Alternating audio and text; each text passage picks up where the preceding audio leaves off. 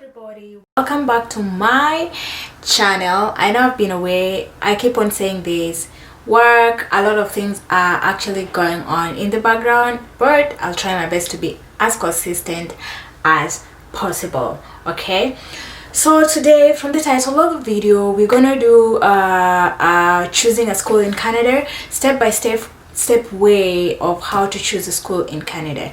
Now, I did a video a while back about coming to Canada as a student, but I realized it's a lot of information put together. It's like so much that it's hard to like break down for somebody who is just like starting and looking into coming to Canada as a student. So I decided to break it down into simple steps so that it's easy to follow. So today we're choosing a school, and by a school here I mean a university or a college for an undergraduate program or a postgraduate program. So stay tuned. Alright, welcome back guys. So the first step that we're gonna do is to select the province. So Canada has 13 provinces and territories. So within these provinces and territories, there are different cost of livings for each and every province. So which is why we need to do a research on which province we want to pick on and which province suits our budget. So if you are an international student who is on a budget, let's just say who is on a budget, you want to look at the cost of living within these provinces. For example, there's some provinces and cities that are more expensive than others. There are some provinces that are a little bit cheaper. So if you're on a budget, this is the first step you need to actually do, so that you ensure that your budget fits in within the province that you're picking. So for you to do this research, of course we're going to do it online. So a simple Google search of cost of living between different Canadian provinces could help you. Or rather, we could just go online on kijiji.ca and yeah, try to compare the cost of living in these provinces. And by doing that, we could look at the cost of accommodation, because this is the major expense, the major chunk of your expenses will go into accommodation. So you want to compare the provinces based on the rent. This is Ontario, and I've checked for the rent, since, as I said, rent is the biggest portion of expenses you'll be incurring every single month. So you can see in Ontario we have a $775 dollar. I don't know if it is a shared apartment. It's 2,000, there's 700. So yeah, so most apartments are 2,600. So when you see the ones for 600 or 800, these are just rooms that you can rent. So there's also that option of renting a room, which makes it even cheaper. At 500 or 600, you still can rent, have a place to sleep. Again, and change the location. Let's say Alberta. So in Alberta, 1,300, 1,100. I mean, as you can see, Alberta, see, 2-bedroom apartment for rent, 975. I mean, you can't find such in, like, say, British Columbia. So Alberta seems like a cheaper option as compared to Ontario. And of course, Ontario hosts the capital city, or is it the capital? So of course it's going to be more expensive. So Alberta looks like it's cheaper to me. So let's try British Columbia, 1,900, 1,600. Have an overview of how much rent costs. And I insist on rent because that's the major expense you're going to incur. The minimum wage. So, and in as much as you're coming to be a student, I believe you want to actually look for how much is the minimum wage. so that when you come here you want to actually work as you study, or after studies you want to know how much you will get when it comes to working after you have graduated. So you want to also compare minimum wage between these provinces and territories. So minimum wage by provinces, you can see Alberta has the highest minimum wage. So again, remember Alberta was the cheapest in terms of renting an apartment, and now it has the highest minimum wage, so which makes Alberta stands out. British Columbia is 14, Manitoba is 11.65, New Brunswick, this is 11, Newfoundland is 11, 13, 12, 16. Wow, actually Alberta is not the highest, it's Nunavut. I don't even know where Nunavut is, but 16 minimum wage. This is 16 Canadian dollars per hour.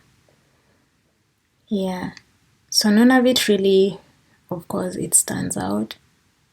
A tip, colder provinces tend to have higher minimum wage than warmer provinces. So yeah, but if you don't care about the weather, well, ignore.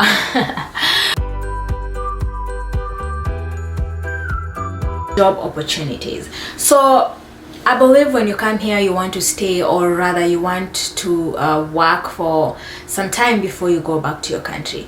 If you want to go back to your country immediately, then please pass to the next step. So if you want to stay for some years or forever, you want to check for job opportunities. And this is a simple search by actually going on indeed.ca.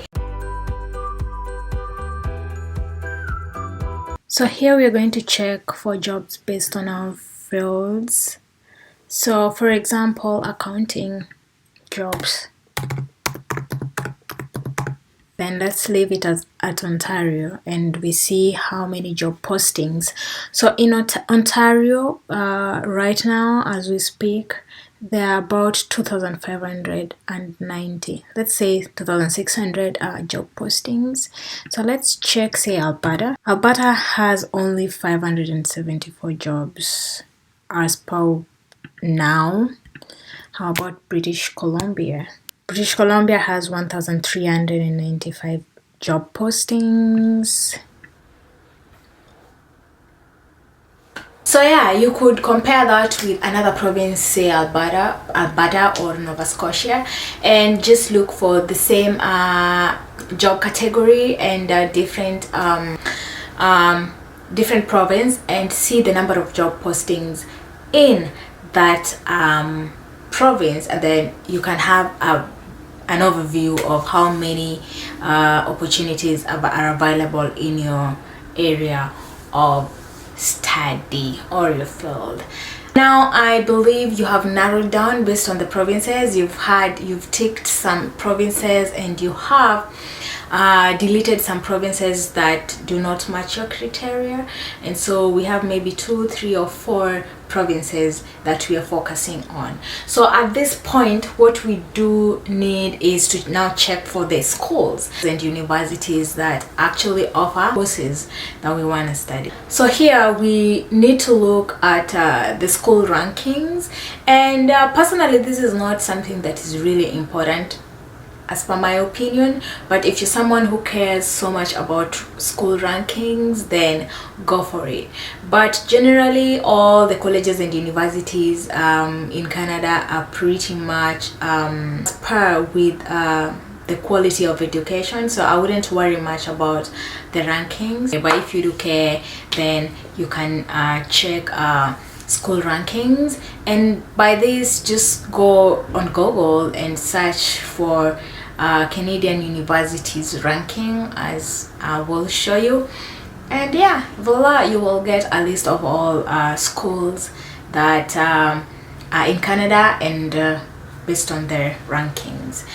So the other thing that you need to check for is the intakes. So I believe right now you've even narrowed down to a school which you want to go to, so check for the intakes. Most universities have got September intake, some got January or say winter intakes. a few really got summer intakes. So check for the school and check for when they have an intake, so that you are not inconvenienced in terms of applying for the school and also applying for a visa based on your timelines. Tuition is very big. International students pay a lot of money here, so you want to check the schools also based on the tuition that you will pay. So guys, I'm sorry, I'm just editing this video and I've just realized I left out some important pointer. So when you're selecting the schools or colleges or universities, make sure they are actually designated learning institutions, because when you're applying for the visa, this will come in handy. So I will also leave a link on all the designated learning institutions in Canada, so you can check in your list. After narrowing down, you can check in your list if those schools and universities are actually designated. Don't forget that. Don't forget, guys, designated learning institutions. Okay, bye.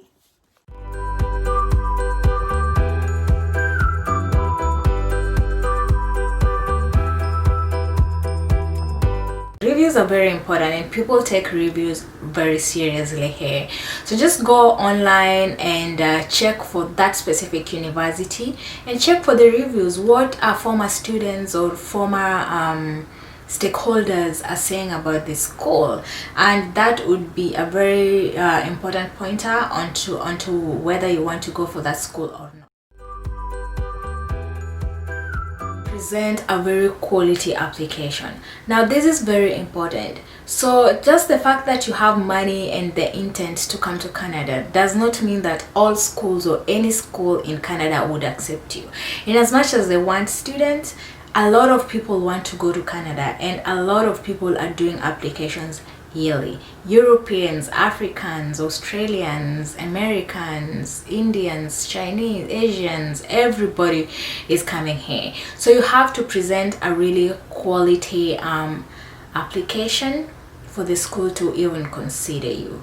So I will do a video on how to do a quality application to schools, and so stay tuned for that video. When you're doing an application, you want to make sure that that application is of standard, so that you're not wasting money applying to different universities and colleges, and that is a lot of money because you could be spending between $100 to $200 in just application fee. So you don't want to apply to 10 different schools. That's like, say, $100 each or $200 each. That's already a lot of money, and then you end up being rejected by almost all of them or even a big number of them. So you have to make sure that you're doing a very quality application that will enable the university or the college to accept you. Check is if your program or the program you're applying for qualifies you for postgraduate work permit. So Canada has a program whereby for the courses that do qualify for that program, after your schooling, you either can get between 1 year up to 3 year work permit. And so if you're somebody who want to stay, then make sure that this program that you're picking qualifies you for that program. 1 year courses will only qualify you for a 1 year postgraduate work permit. But if you have a 2 year, then you have more years of work permit that you qualify for. Eligibility criteria. So most universities and colleges will actually outline per course eligibility of each and every courses. So just make sure you qualify, make sure you meet all these criteria, because if you don't meet, honey, it's going to be hard for you to get approved. I wish you all the best. Make sure to subscribe, share, click on the notification button so that whenever I post a video, then you're updated. See you in the next video. Bye.